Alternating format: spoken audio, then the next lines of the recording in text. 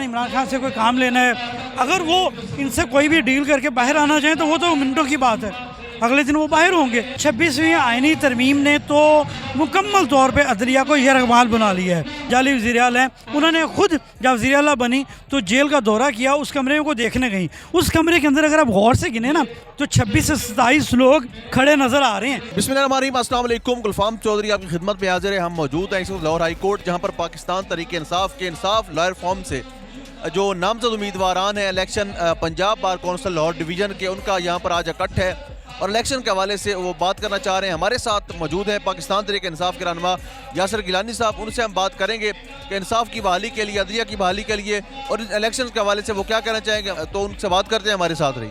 السلام علیکم سر. جی وعلیکم السلام. سر بتائیے گا, ابھی recently supreme court bar council کے انتخابات ہوئے ہیں, لیکن اس میں ہم پاکستان تحریک انصاف کو فتح یاب ہوتے نہیں دیکھ سکے. ابھی پنجاب بار کونسل کے انتخابات ہیں, کیا کہنا چاہیں گے؟ دیکھیے, جو سپریم کورٹ بار کے الیکشن ہے, میں اس پہ صرف یہی کہوں گا کہ پاکستان کی وکلا لائرز کی یا جسٹس موومنٹ کی تحریک کے اندر جو حافظ آباد کے تارڑ ہیں, انہوں نے جتنا اس کے اندر گنونا کردار ادا کیا ہے, وہ بریف کیس سے لے کے ججز کی تقسیم سے لے کے شروع ہوتا ہے اور پھر یہاں پہ ڈی ایچ اے میں پلاٹوں کی تقسیم تک گیا ہے اس سپریم کورٹ میں, وہ تو ایک الگ سٹوری ہے. لیکن اصل چیز یہی ہے کہ مجھے حکم اذان لا الہ الا اللہ, آپ حق پہ کھڑے ہیں کہ نہیں کھڑے ہیں, کیا آپ قانون کے ساتھ کھڑے ہیں کہ نہیں کھڑے ہیں, آپ آئین کے ساتھ کھڑے ہیں کہ نہیں کھڑے ہیں. 26ویں ترمیم ایک کلیئر کٹ لائن اس نے ڈرا کر دی ہے کہ کون سے لوگ 26ویں ترمیم کے حق میں ہیں اور کون سے لوگ اس کے مخالف ہیں.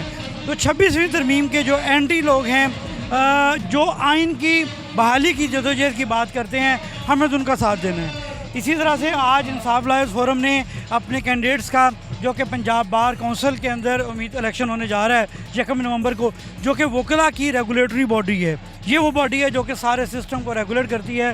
تو اس میں ان لوگوں کا آگے آنا بہت ضروری ہے جو کہ آئین کی سربلندی پر یقین رکھتے ہیں, جو کہ آئین کی بالادستی پر یقین رکھتے ہیں. تو ہماری جدوجہد اس کے لیے ہے, چلتی رہے گی. جس طرح سے انہوں نے فارم 45 کے جیتے ہوئے لوگوں کو فارم 47 میں بدلا, پھر جس طرح سے انہوں نے باقی معاملات کیے, ابھی پلاٹوں کی جو سیاست کرتے ہوئے وکلا کے ساتھ انہوں نے جو کچھ کیا, وہ سب کے سامنے ہے, وہ یہاں سب کے سامنے ہے. سر بالفرض یہاں پر پنجاب بار کونسل کے الیکشنوں میں پاکستان تحریک انصاف فتح یاب ہوتی ہے, لیکن 26ویں آئینی ترمیم کے بعد ہماری عدالتوں کی وقت, ہماری عدالتوں کی اوقات ٹوٹل اتنی رہ گئی ہے کہ اگر اسلام آباد ہائی کورٹ آرڈر دیتا ہے تو سی ایم کے پی کے کو ایک جیلر نہیں ملنے دیتا. اس پر کیا کہنا چاہیں گے؟ جی بالکل, 26ویں آئینی ترمیم نے تو مکمل طور پہ عدلیہ کو یرغمال بنا لیا ہے. جس طرح سے سی ایس پی آفیسرز ہیں, یا جس طرح سے وہ حکومت کا, ریاست کا جواب لے ہوتے ہیں, ان کے ایگزیکٹو آرڈرز کو ماننا ہوتا ہے, وہ ایگزیکٹو مشینری بنتے ہیں. تو یہ ججز تو بیچارے اس ایگزیکٹو مشینری سے بھی زیادہ تنگ ہو گئے ہیں. جس کو مرضی, جس کے خلاف کسی ایک عام شہری کو, کسی ایک عام سے وکیل کو یہاں سے کھڑا کرتے ہیں لاہور سے کہ تم اس کے خلاف ریفرنس بھیجو, اس ریفرنس میں اپنے ووٹ ڈال کے اس جج کو گھر بھیج دیتے ہیں. کسی ایک جج کی ڈگری 30 سال بعد جعلی نکال دیتے ہیں, اس کے کولیگز کہتے ہیں کہ ہمارے ساتھ رہے, ہمارے ساتھ پڑھتا رہے. کسی ایک جج کو کہتے ہیں تم یہاں سے ٹرانسفر کر کے کہیں سے کہیں بھیج دیں گے. کسی کے گھر کی میٹر یا بجلی لی جاتی ہیں. تو یہ تو انہوں نے پورے طریقے سے قانونی طور پہ کہہ لیں بدقسمتی سے ایک غیر قانونی کام کرتے ہوئے, ایک غیر قانونی شیلٹر دیتے ہوئے انہوں نے 26ویں ترمیم سے عدلیہ کو بالکل اپنے تابع کر لیا ہے. لیکن اگین وہی بات ہے, جس ملک کے اندر انصاف ہوگا, پوری دنیا کا یہ نظام ہے اور اصل سے لے کے اب تک یہی نظام ہے. نبی کریم صلی اللہ علیہ وسلم کی وہ حدیث مبارکہ جس طرح سے یاد ہے, اس کا مفہوم ہے کہ اگر فاطمہ بنت محمد بھی چوری میں ہاتھ کاٹ دیتا. بات ہے, حضرت علی کا قول ہے کہ کفر کا نظام تو چل سکتا ہے, ظلم کا نظام نہیں چل سکتا. تو بنیادی طور پہ وہ عدل کی بات ہے, انصاف کی بات ہے. پی ٹی آئی کی جدوجہد, عمران خان کی جدوجہد, وہ نظریہ ہی انصاف کا نظریہ ہے, امن کا نظریہ ہے, وہ آئین کی بالادستی کا نظریہ ہے. تو یہ ایک لائن ڈرا کرتا ہے کہ کون کہاں پہ کھڑا ہے. سی ایم کے پی کے نئے آئے ہیں اور ان کے آنے کے بعد ہم ان کے سینٹیمنٹس دیکھ رہے ہیں. انہوں نے جس طرح سے ملاقات کے لیے کوشش کی, جب ان کو وفاق نے بلایا تو انہوں نے کہا کہ جب تک میرے لیڈر سے ملاقات نہیں کروائیں گے میں کسی قسم کی آپ سے میٹنگ بھی نہیں کروں گا. تو ایک مڈل کلاس لڑکے کو, آئی ایس ایف لڑکے کو اٹھا کر وزیر اعلیٰ بنانا, اس اقدام کو کیسے دیکھتے ہیں اور کیا امیدیں ہیں نئے وزیر اعلیٰ سے؟ دیکھیے, ان سے بہت زیادہ امیدیں ہیں, لیکن بنیادی بات یہ ہے کہ وہ ووٹ کس کا ہے. ووٹ تو عمران خان کا ہے. इमरान खान पे वोट मिला है, उनके नाम पे वोट मिला है, और जिस लीडर के नाम पे वोट मिले जो कि साबका वज़ीर आज़म भी है, आप उसको मिलने नहीं दे रहे हैं। अभी मुस्मान नवाज खोखर कल रात को एक शो पे कह रहे थे कि मैं खुद बिलावल के साथ मिलने गया और वहाँ पे बेशुमार लोग थे। अब और तो हमारी बात ना करें।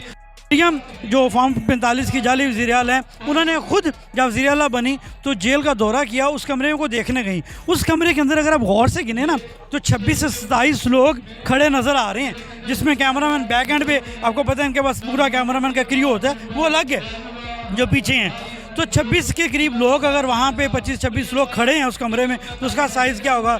अटैच बाथ है, फर्निश किस्म का रूम है, 2 उसके दरवाजे हैं। तो ये मियाँ साहब का था। खान साहब को तो रखा हुआ है 11/7 के जो डेथ सेल है उसके अंदर, जो सजाए मौत के कैदियों के लिए सेल होता है, या जिसको हम वही चक्की कहते हैं, मौत की चक्की कहते हैं, वहाँ पे उनको रखा हुआ है। तो ये तो ज़मीन आसमान का फ़र्क है। लेकिन ये जुल्म है, जितना मर्ज़ी जुल्म करते चले जाएं, अल्लाह ताला ने इमरान खान से कोई काम लेना है, अगर वो इनसे कोई भी डील करके बाहर आना चाहें तो वो तो मिनटों की बात है, अगले दिन वो बाहर होंगे। लेकिन असल चीज़ ये है कि वो अपने असूल पे खड़े हैं, अपने नज़रिए पे खड़े हैं, इस मुल्क के अंदर इंसाफ की सरबुलंदी के लिए खड़े हैं, और हम सबको इंसाफ की सरबुलंदी की कोशिश करनी चाहिए। हमारे लोग थे। अब और तो हमारी बात ना करें। मरियम जो फॉर्म 45 की जाली वज़ीर हैं, उन्होंने खुद जब वज़ीर आला बनी तो जेल का दौरा किया, उस कमरे को देखने गई। उस कमरे के अंदर अगर आप गौर से गिने ना तो 26 से 27 लोग खड़े नज़र आ रहे हैं, जिसमें कैमरामैन बैक एंड पे, आपको पता है इनके पास पूरा कैमरामैन का क्रियो होता है, वो अलग है जो पीछे हैं। तो 26 के करीब लोग अगर वहाँ पे 25-26 लोग खड़े हैं उस कमरे में, तो उसका साइज़ क्या होगा? अटैच बाथ है, फर्निश किस्म का रूम है, 2 उसके दरवाजे हैं। तो ये मियाँ साहब का था। खान साहब को तो रखा हुआ है 11/7 के जो डेथ सेल है उसके अंदर, जो सजाए मौत के कैदियों के लिए सेल होता है, या जिसको हम वही चक्की कहते हैं, मौत की चक्की कहते हैं, वहाँ पे उनको रखा हुआ है। तो ये तो ज़मीन आसमान का फ़र्क है। लेकिन ये जुल्म है, जितना मर्ज़ी जुल्म करते चले जाएं, अल्लाह ताला ने इमरान खान से कोई काम लेना है, अगर वो इनसे कोई भी डील करके बाहर आना चाहें तो वो तो मिनटों की बात है, अगले दिन वो बाहर होंगे। लेकिन असल चीज़ ये है कि वो अपने असूल पे खड़े हैं, अपने नज़रिए पे खड़े हैं, इस मुल्क के अंदर इंसाफ की सरबुलंदी के लिए खड़े हैं, और हम सबको इंसाफ की सरबुलंदी की कोशिश करनी चाहिए।